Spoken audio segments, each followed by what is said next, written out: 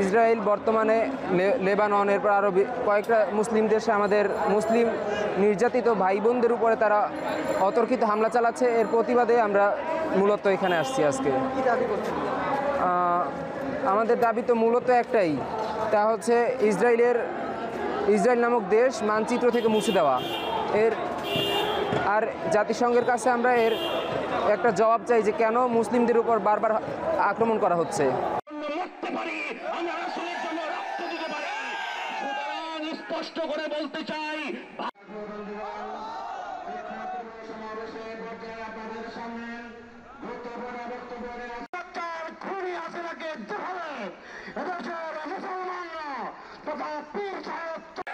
আমরা স্পষ্ট বলতে চাই, মুম্বাই দেখেছেন, বাংলাদেশে দেখেছেন।